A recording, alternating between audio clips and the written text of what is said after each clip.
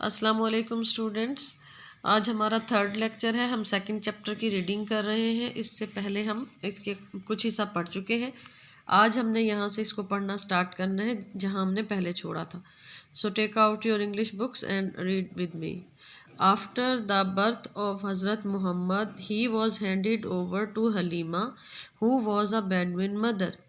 Birth کا مطلب ہے پیدائش، ہینڈیڈ اوور حوالے کرنا، بیڈوین مدر بدو دایا ماں۔ پیدائش کے بعد حضرت محمد صلی اللہ علیہ وآلہ وسلم کو حلیمہ کے حوالے کر دیا گیا جو کہ بدو دایا ماں تھی۔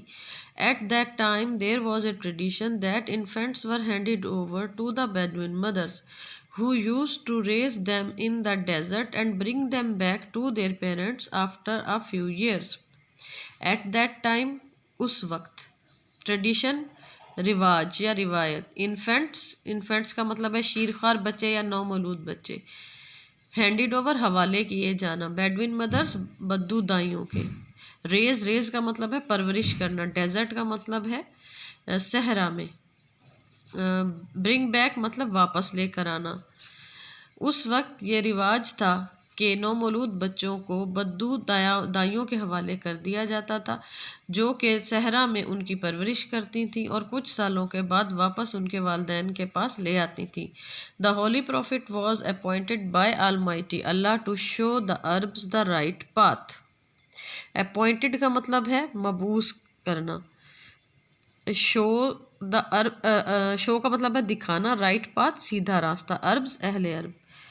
اللہ تعالیٰ نے اہل عرب کو سیدھی راہ دکھانے کے لیے رسول صلی اللہ علیہ وآلہ وسلم کو مبعوث فرمایا۔ حضرت محمد ڈس لائکڈ دیئر کرول ویز کا مطلب ہے ظالمانہ طور طریقے، ڈس لائکڈ ناپسند کرنا۔ حضرت محمد صلی اللہ علیہ وآلہ وسلم کو ان کے ظالمانہ طور طریقے پسند نہیں تھے۔ The holy prophet worked hard to reform them, reform کا مطلب ہے اصلاح کرنا، ورکڈ ہارڈ سخت کوشش کی یا سخت محنت کی۔ پاک پیغمبر صلی اللہ علیہ وآلہ وسلم نے ان کی اصلاح کے لیے سخت کوشش کی۔ He changed their habits and manners by his own example. Example کا مطلب ہے مثال، ہیبٹس کا مطلب ہے عادات، مینرز کا مطلب ہے طور طریقے، چینجڈ تبدیل کیے۔ آپ صلی اللہ علیہ وآلہ وسلم نے اپنی مثال کے ذریعے ان کی عادات اور طور طریقوں کو تبدیل کیا۔ He taught them to speak the truth, show mercy to the poor and the sufferers, to respect women and to be kind to the slaves. Taught سکھایا، truth سچ، mercy رحم کرنا، poor غریب، sufferer مصیبت زدہ، respect عزت کرنا، slaves Ghulam. آپ صلی اللہ علیہ وآلہ وسلم نے انہیں سچ بولنا، غریبوں اور مصیبت زدہ لوگوں پر رحم کرنا، عورتوں کی عزت کرنا اور غلاموں کے ساتھ رحم دلانہ سلوک کرنا سکھایا۔ He was called Sadiq and Amin even by his enemies because of his honesty and straightforwardness. Called کہلانا، enemies دشمن، honesty ایمانداری، straightforwardness راست گوئی۔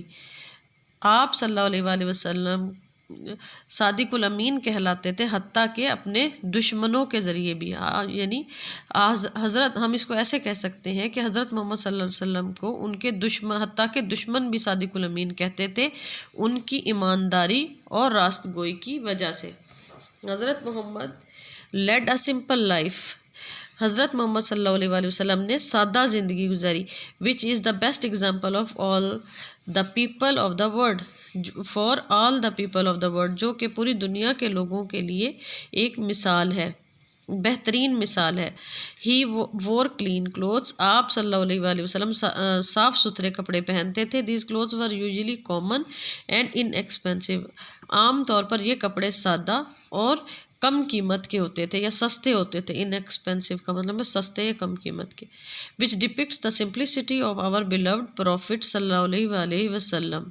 depict کا مطلب ہے ظاہر کرنا، simplicity سادگی، beloved prophet پیارے نبی، جو کہ ہمارے پیارے نبی صلی اللہ علیہ وآلہ وسلم کی سادگی کو ظاہر کرتے ہیں۔ He was the leader of Muslims، آپ صلی اللہ علیہ وآلہ وسلم مسلمانوں کے رہنما تھے۔ And had all the power, اور آپ صلی اللہ علیہ وسلم کے پاس تمام اختیارات تھے.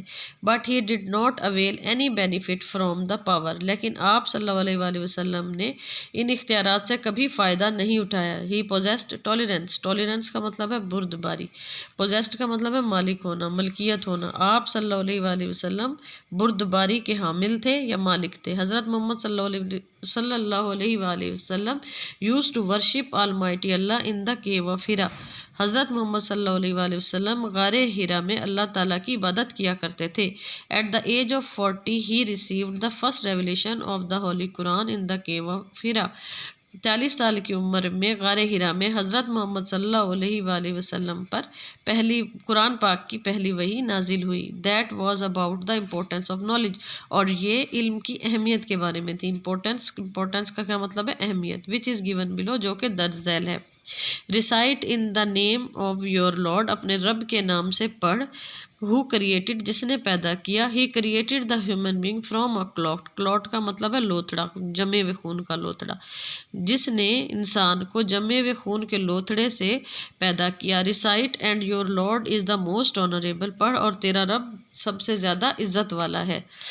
Who taught to write with the pen، جس نے قلم کے ذریعے لکھنا سکھایا. Taught the human being what he knew not، اور انسان کو وہ کچھ سکھایا جو وہ نہیں جانتا تھا. ہولی قرآن.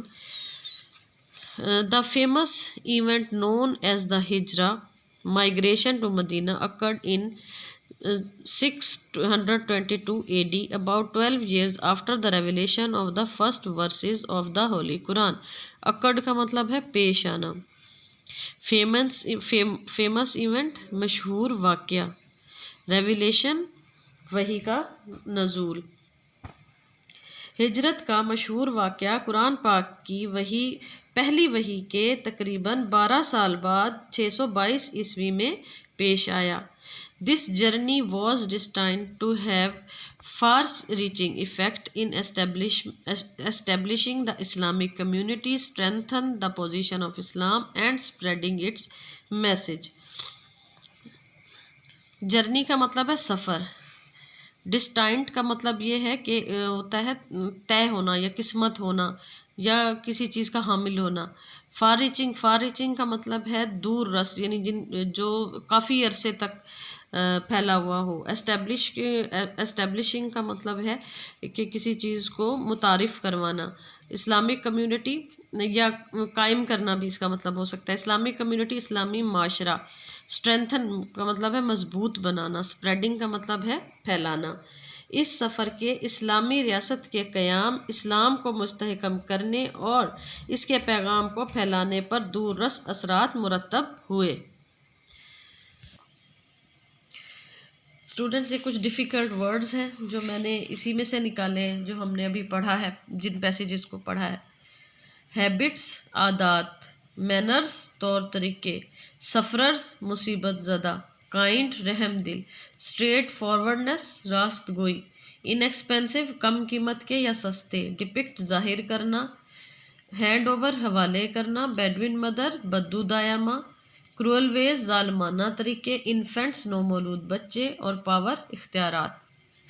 آپ نے یہ جو میں نے چیپٹر آپ کو پڑھایا ہے اس کو 2-3 دفعہ آپ نے لازمی پڑھنا ہے، کیونکہ اس کی تھوڑی سی ورڈنگ ٹف ہے، تو آپ اسے 2-3 دفعہ سنیں گے تو پھر آپ کو اچھے طریقے سے یاد ہو جائے گا.